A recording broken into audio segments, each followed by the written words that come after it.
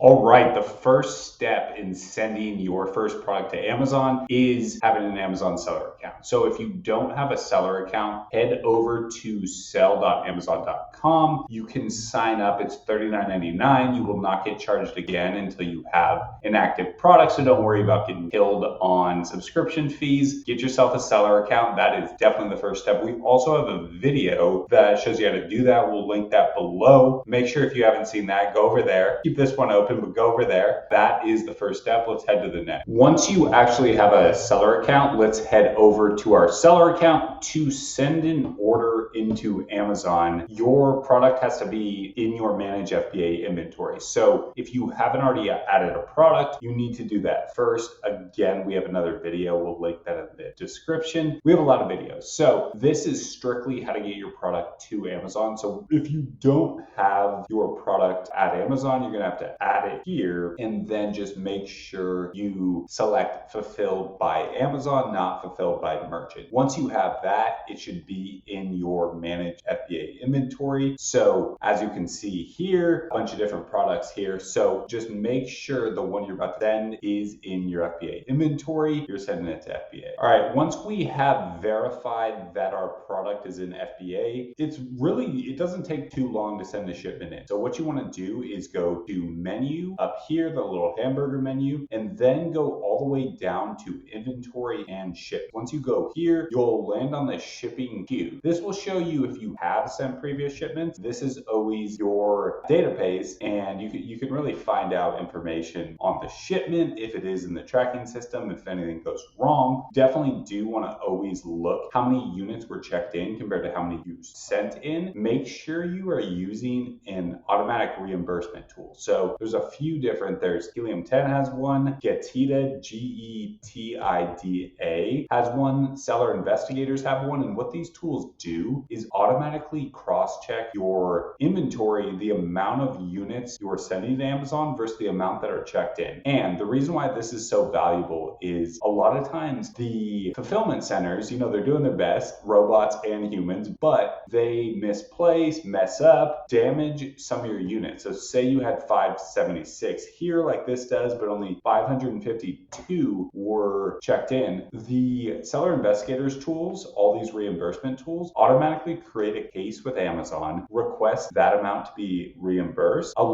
Very often, honestly, you are reimbursed a lot of money because Amazon takes the burden of that. So I've saved tens of thousands of dollars. It's shocking how much you save. And to be honest, Amazon gets a lot of shit for their policies, especially lately, but that is one thing they're very good about. If you create a case, aka have an automated tool that does it for you, you will save money. They will take ownership if it's their fault. The companies that are doing this, so let's say Getida, I'll leave a Getida link. That's my favorite one thus far. They don't charge you anything except take a percentage, like 15% out of the amount you get back. So they are incentivized to get you the most money. That's how they get paid. If they don't, they don't get paid at all. All that to say, here we are in shipments. To send a new one, we want to go to send to Amazon. And then what we're going to do is come down here. Basically, this is the landing page. So you have shipments, you have the SKUs that you have. So every single SKU in your catalog will be here. In general, what you have to do to set something up. One, you need a ship from that. You can use your supplier's address. One pro tip is, say you are getting very frequently an address, and you'll see what I'm talking about down the road, but say you are getting, say you're sending in the US, you send in 1,000 units and you get a New Jersey fulfillment center. Well, that's a lot more expensive than sending to San Diego, sending to Seattle, sending to somewhere on the West Coast, just by nature of having to come from overseas, typically land on the West Coast and go all the way to the East Coast. And so if you are doing that, granted, it's changed a little bit with the new inventory placement feed, but if you are getting bad placements, what you want to do is put the ship from address as a US West Coast address. So this is in Austin, Texas. This is not a great example of that. That's just where I live, and sometimes I send units from my house just because I have extra stock. And so this is different, but that is one way to circumvent just bad fulfillment center distribution, because you want as much as possible to send to the West Coast. So you need to ship from from address. You can also just use your Chinese supplier if you feel better about that. The thing is, if your inventory is lost, I don't think they're sending it back to China anyway, so you don't feel like you don't have to put everything accurate there. What you do need is your units labeled accurately, the right amount of units sent in, the right amount of units shipment that actually arrive. Once you get here, whatever SKU you want, you will see it here as an available one. If you don't have a packing template, what you will have to do is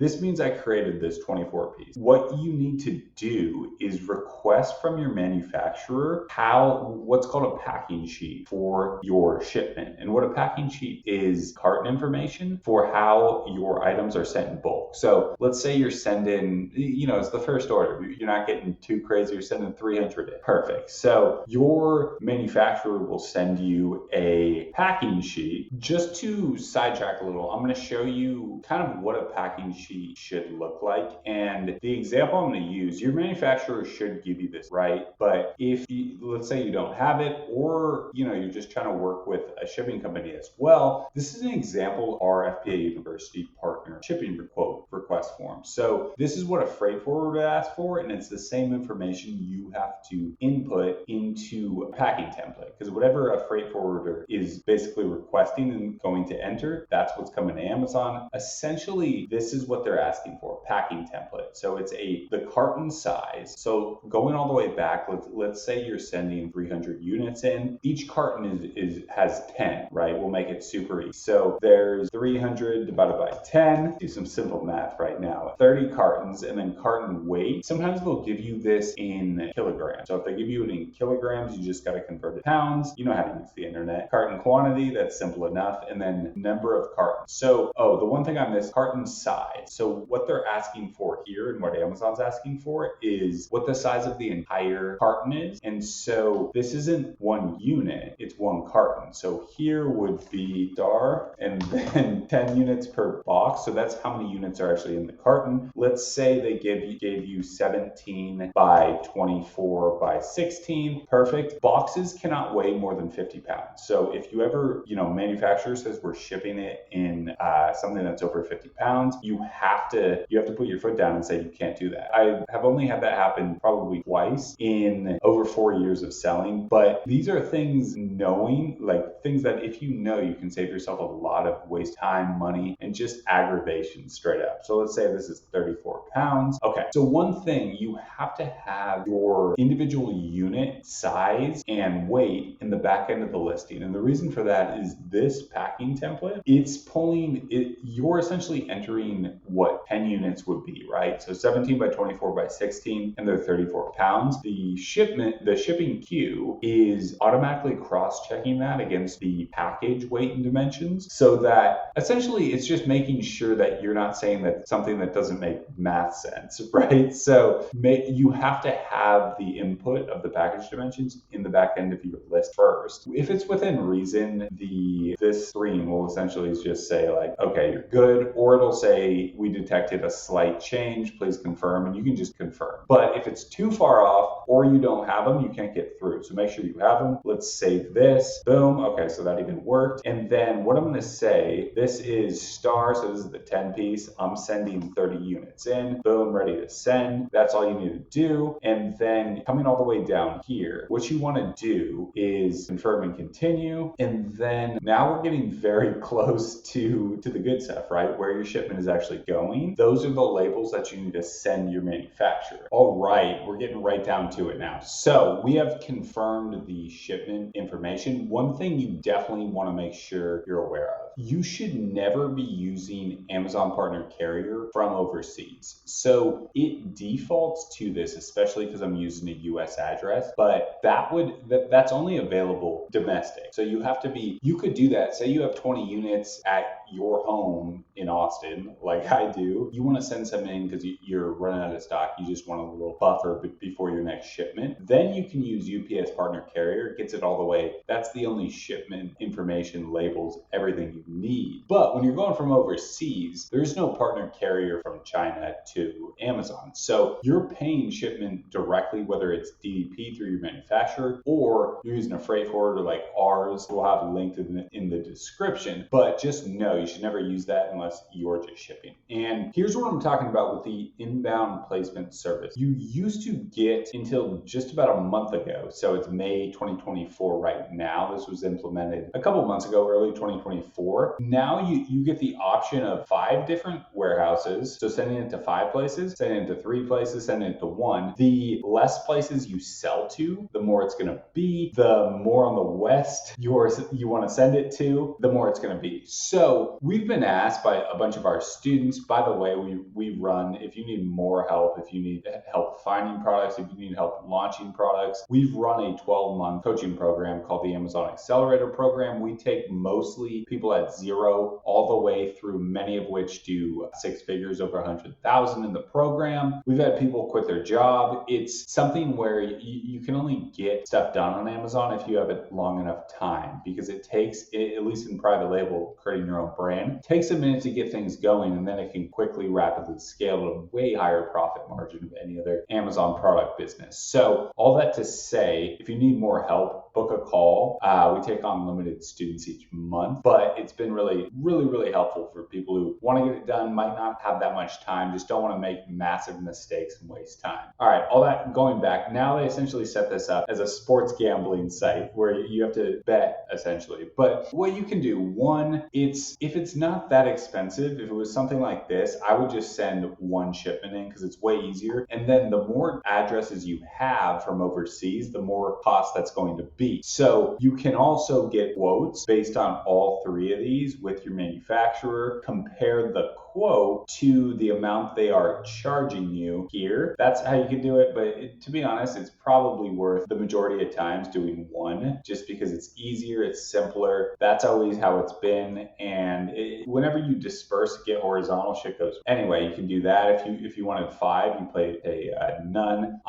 What I usually do is just inbound. I go central. Now this is brand new, and some of my I have 2 accounts. One of my accounts doesn't always get this. It's somewhat grandfathered in. So in general, you want to make sure you make a selection. You're almost always going to do SPD, small parcel delivery. If you did LTL, this is where they deliver on pallets, but you can't just do that without way more planning, because you actually have to schedule a delivery at Amazon within a time frame. I've probably sent 1 or 2 of these in all of my shipments. You never need it, no matter how big your products are. Make sure to select this. You don't have to necessarily accurately put this here, because you're going to have the opportunity to input a tracking number once your shipment is actually sent. Amazon's system is going to automatically pick up the carrier of your tracking number, so don't worry about that. Just select something. If your manufacturer or freight forwarder usually uses 1 form, select that. Let's say it's FedEx. Boom. And then you also need to, again, this is an estimate. You're not always going to know. But let's say it's shipping out on May 20th. Let's also, delivery window, you just don't know. So don't feel like Amazon's going to punish you for being wrong, but you're going to have an idea. So if I'm using sea freight, it's probably going to be from when it ships door to door, somewhere from 25 to 40 days. And so May 20th, I think a good estimate. I usually just go like just over a month and do that week. So 6/30 through July 6th. Let's go. I think we got everything selected. Let's see, and this is how you know if something's not right, it won't let you go forward. So let's see what I'm missing right. All right, so this actually took me a second to figure out, and it just seems to be a bug. So for some reason, this shipment, whenever I do 1, this button is just grayed out. But if I do 3, fill out all the information, then we can accept charges. If you find something like that, what you can always do is, once you're not in process, delete the workflow and start over. You're not going to be charged as long as you delete it before accepting accepting charges or within 24 hours. So just know once you create a shipment, it's not set in stone. If something changes, you can avoid it. You just want to make sure you don't finalize it pay now, because once you hit this, you only have 24 hours. So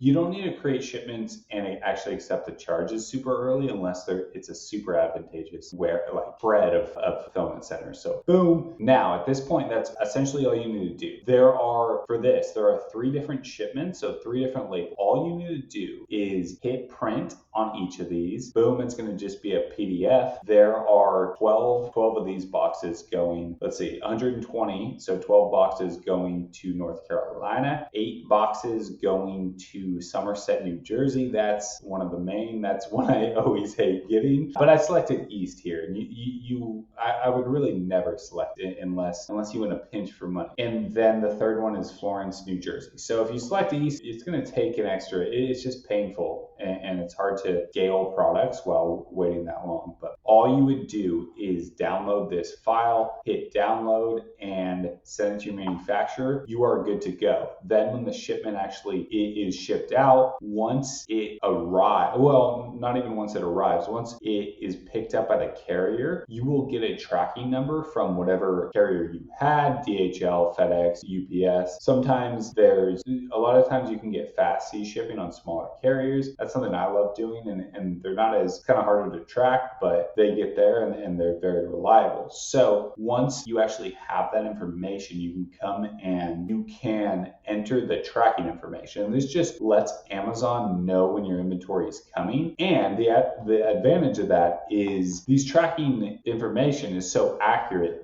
that if you have FBA inventory, say you had 100 units, you entered your tracking info, that's 100 units in your current stock. And say by the time it actually arrives, you're down to just a couple. The Amazon logistics system will pick up the tracking information, understand, okay, you're 2 days out, you're gonna arrive in a couple days. It'll actually make some units available for sale just with a future date. Keeps you alive. It definitely helps organic ranking. And that is essentially all you need to know to send your first product into Amazon. Don't be scared. Know that this is something that is done all the time, right? The global logistics market seems chaotic. It does fluctuate. Sometimes can get backups, especially during the pandemic, but it's been pretty smooth the last few months, the last year or two. And so no, the first couple times it's going to feel crazy, but you will get the hang of it. It's something that's routine. It's something if you master, it really helps your organic ranking, because running out of stock is really, really painful to a private label product. So if you want help finding products, if you want help creating shipments, if you want a second and third set of eyes for your first product, for your early brand, a lot of these brands go on to be worth